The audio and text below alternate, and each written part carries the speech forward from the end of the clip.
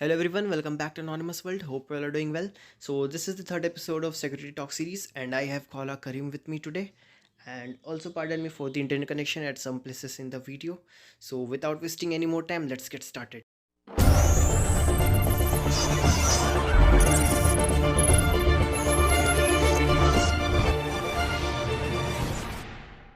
First of all, thank you for taking out some time and joining me for today's episode. I'm very honored to have you here. It's it's my pleasure. Thank you for having me. How about we start with you giving a small introduction of yourself? Sure. So my name is Khaula Kareem.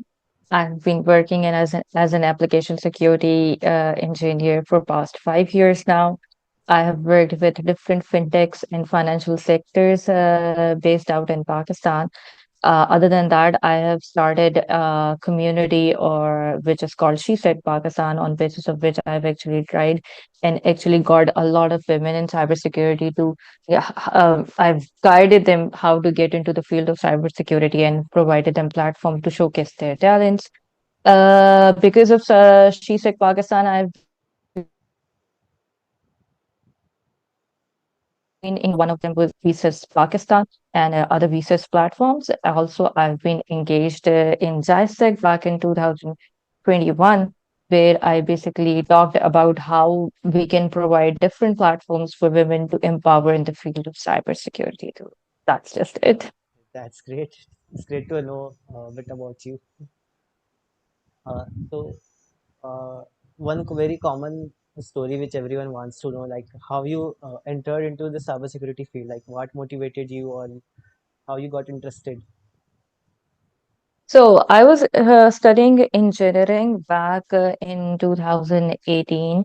So was in my final year of engineering. It was telecom engineering, and then they had a seminar which was Cyber Secure Pakistan. So that's where I got my first introduction of what actually cybersecurity is, and that's when I got interest in cybersecurity. And from there, I actually started to learn about things and then got myself more found myself more interested in the testing or OffSec side. So I built my skills towards that side. And after a year of graduation, I moved to the OffSec team. Uh, that's great. Nowadays, kids see that Facebook hacking and Instagram hacking is the real cybersecurity. So, what are the key responsibilities and challenges you face as an application security analyst at an e-payment company? So, being a part of an e-payment company, which is basically the backbone of all the payments going through in the country, the first few responsibilities that is kind of a BU for me is threat modeling of any new changes or any new application, static code analysis, code security, code review of the application, and overseeing the penetration testing. Since I'm in more in the managerial role, so I'm overseeing the penetration testing for the application that's happening. Other than that, since I know the security loopholes that could be possibly there, and since I have seen the application very closely and I know the ins and outs of the application, so when there's a situation of an incident, I become the part of the incident investigation team as well. So these are basically my daily things to do at an e-payment. Feels like a lot of responsibility. In your opinion, how does cybersecurity landscape differs from working in different sectors like cybersecurity in e-payment sector, banking sector, or gaming or e-commerce?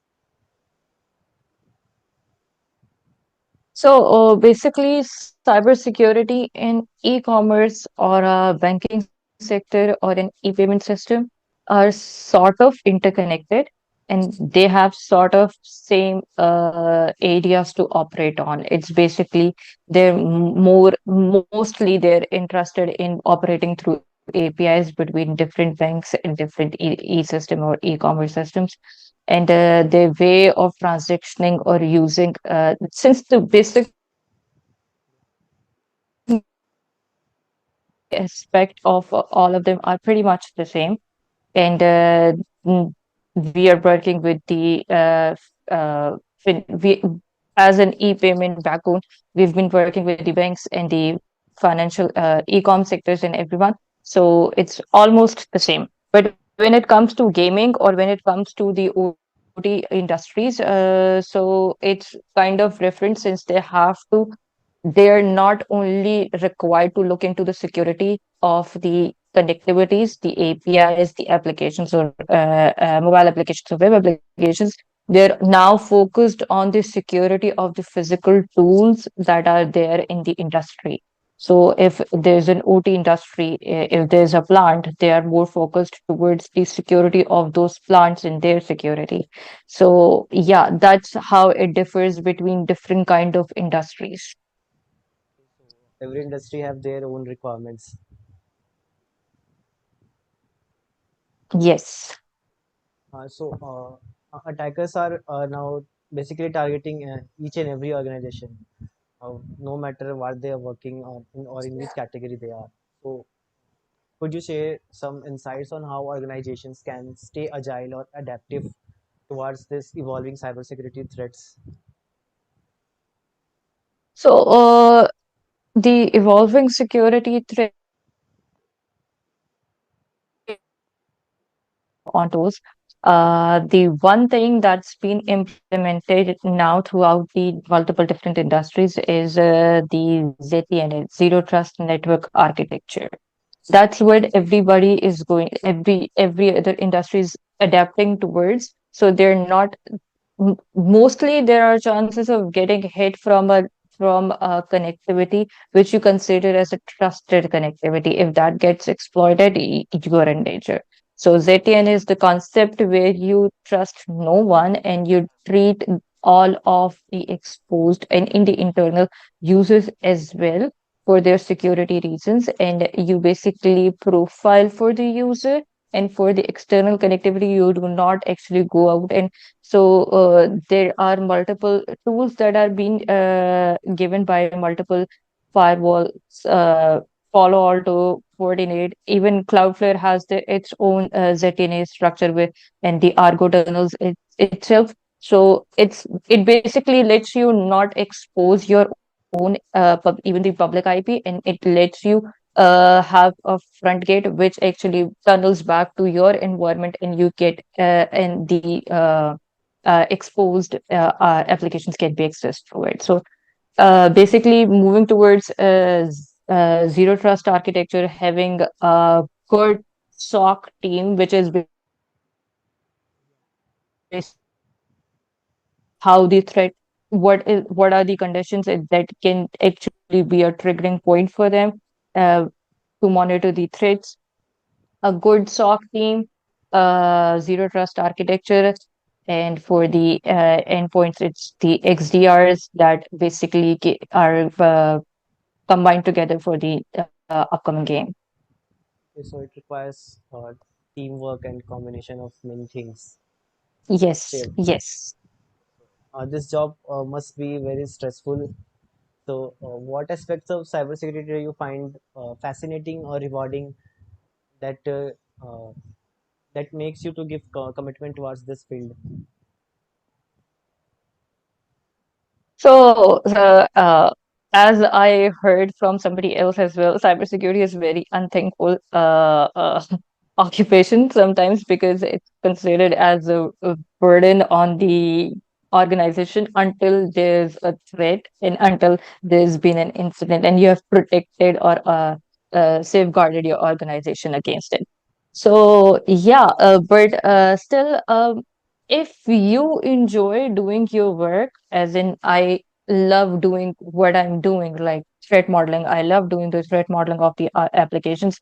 I love doing the penetration testing of the applications. So yeah, if you basically in job routine, that's pretty much a good way to start ahead. Okay, so it's about your dedication and liking towards his work, and also seeing this much stress and learning in the cybersecurity field. Many newcomers do start their journey, but eventually they leave seeing this much consistency and dedication. So, uh, what would be your approach or your advice to those newcomers on how they can build their foundation skills or knowledge? So the basic two things that you actually really need to know is a good networking sense. You need to have a good networking sense. So you know how the network works. It will really help you in the field.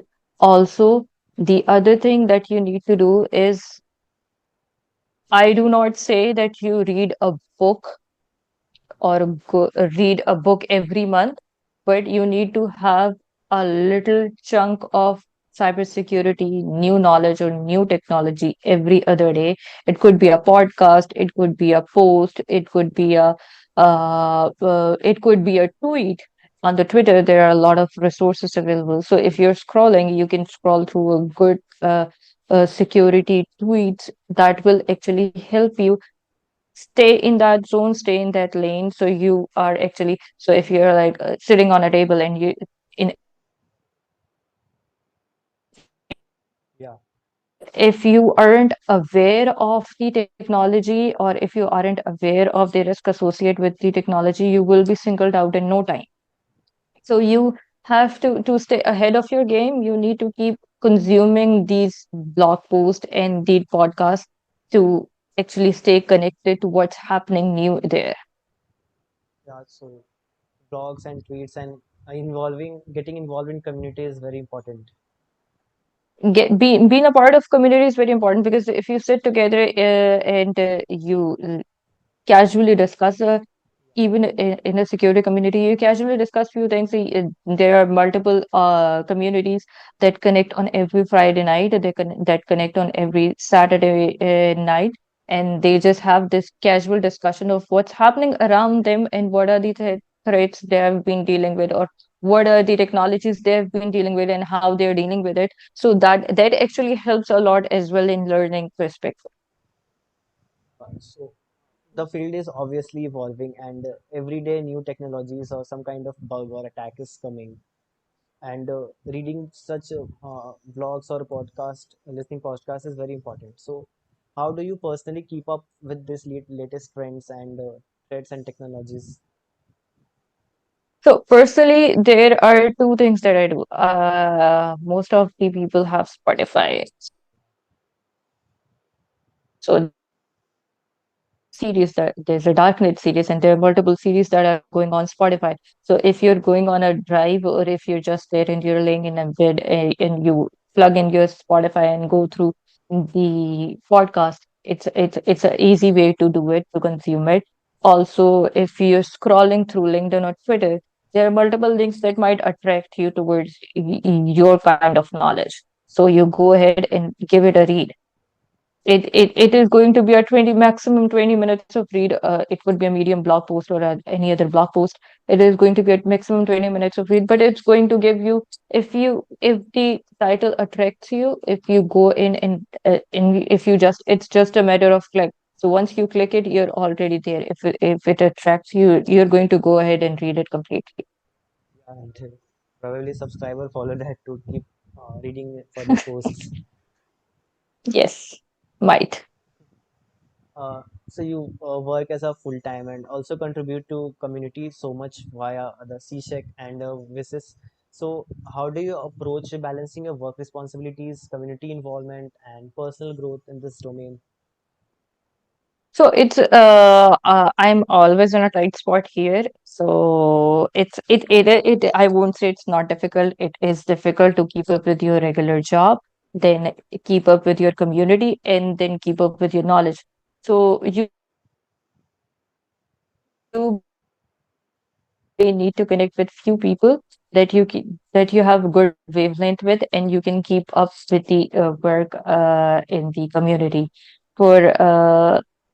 For information gathering or learning perspective, it's simple for me. I go through the audio casts, and you can actually you can dedicate your time slots on the weekends mostly for the community, so you can keep up with the other things throughout the week. So that's how I actually try to balance it out.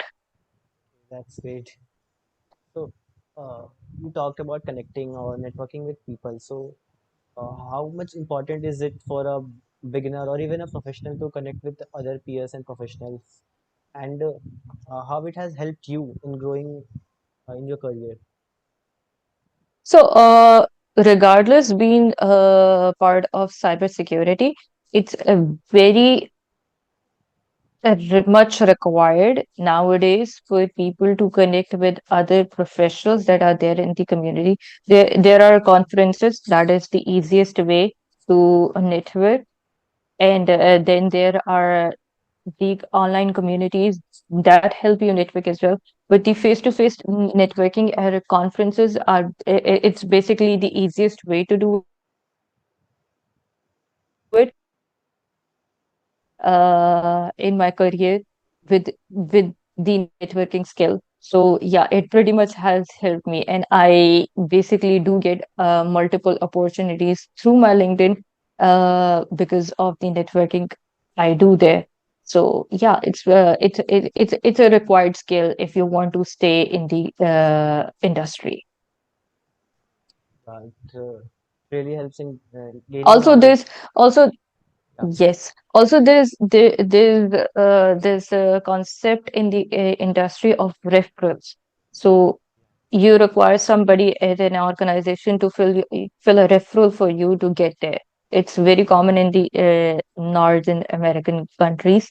So the person at that organization, if he fills out a referral for you, you are at a preference rather than somebody who's actually coming out there applying directly for the job post. So you need to stay connected to ask somebody, can you find me a referral, please? if you were have to give a crash course, let's say networking 101 for cyber pros, so what are some tips you will like to give to build a better networking with other people? So better networking with other people. Ice breaking is something that you should be able to do when you are there and you are able to break the ice and get into the conversation with people. So eventually, if you have good ideas, if you have good things to talk about there, you will get into flow into the conversation. Also, what else you can do is basically market your LinkedIn or any of your professional profiles smartly, that you have all of your skills listed there. So it's if you look at a LinkedIn profile, or if somebody looks at your LinkedIn profile, it's easier for them to know what skills do you have. So you are marketed as all of your skills are marketed there. It's easier for people to know what skills do you have to connect better with you. Definitely. So, do you think certifications are really important in this field? Like, do they help beginners? It does help beginner get into the field, get Okay, into the industry. It does. Also, there are two different kind of certifications. Some of the certifications are there just to have a badge on your resume. Other than that, there are few certifications that are there to actually help you enhance your practical skills, the practical certifications with the practical exams. So they do, if you want to get into the field, they do help you with that. So yeah, it does enhance your skill, but it's not the only thing that is going to take you ahead if you work on your knowledge. Other than the certification as well, it's as good enough as getting a certification, but they do help you put your foot down in the industry. okay, so it is not that important, but it helps to get highlighted or recognized. Exactly. So if even if you are a recruiter and you have two similar resumes with similar skills, and somebody has a certificate of a well-known organization which has acknowledged his or her skill, and you don't, and the other person does not have any acknowledgement, who would you rather prefer? Somebody who's been acknowledged or somebody who does not have an acknowledgement? Definitely acknowledged. It's like it gives a proof, yeah, that he knows this. Exactly. You told about amazing community, SheSec Pakistan. So, could you please tell something about this community and how you ended up co-founding it? So, SheSecPakistan happened with a bit of exchange of few messages over Twitter with my fellow Ifra. I did not know Ifra before SheSec happened. So that's very interesting part. So there was a community who organized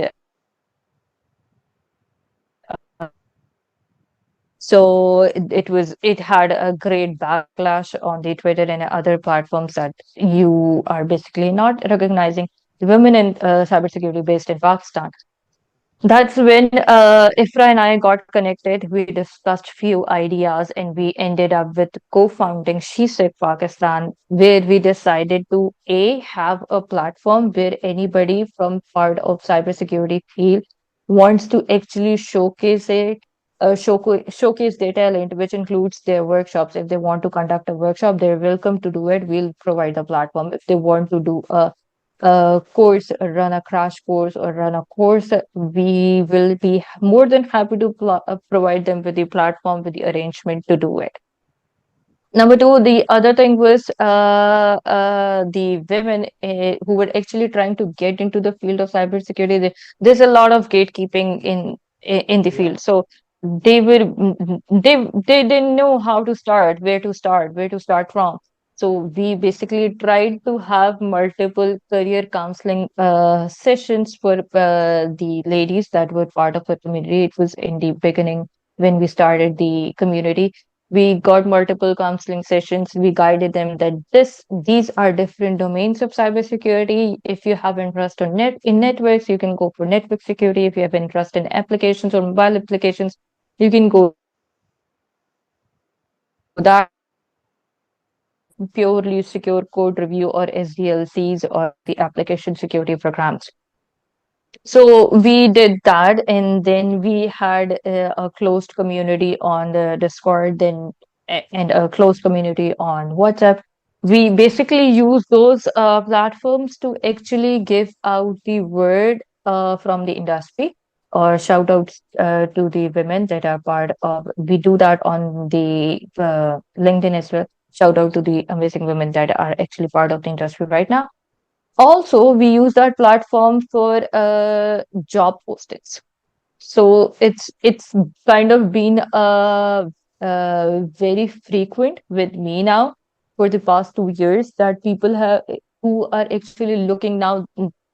There's a recognition for women in the cybersecurity. So people who are actually the industries or organizations who are actually looking for women in cybersecurity, specifically women, if they prefer hiring women, so they will actually reach out to me and give me a job post and ask me to get them resumes of the females who are actually interested. So I basically post it on the groups and get the resumes and pass it on. So it has actually proved to be the pinpoint for getting the resumes. that's great. That's really great initiative. Yes, thank So, you.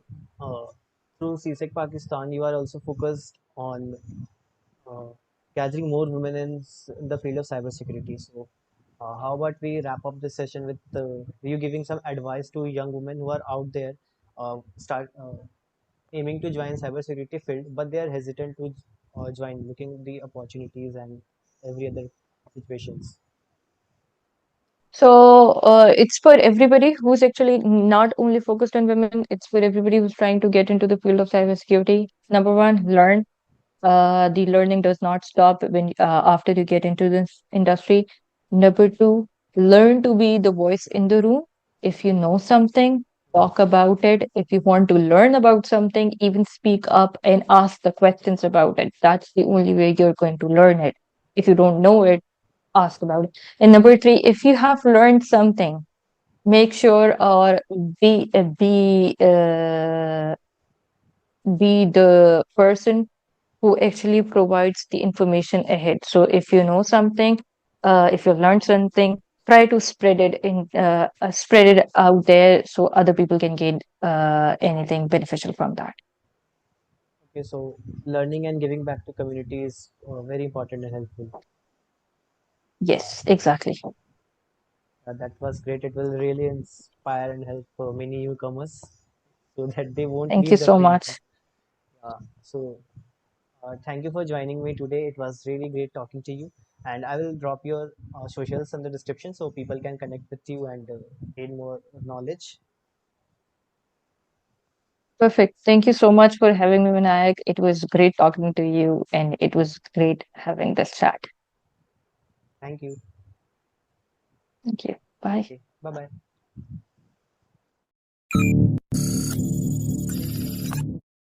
bye.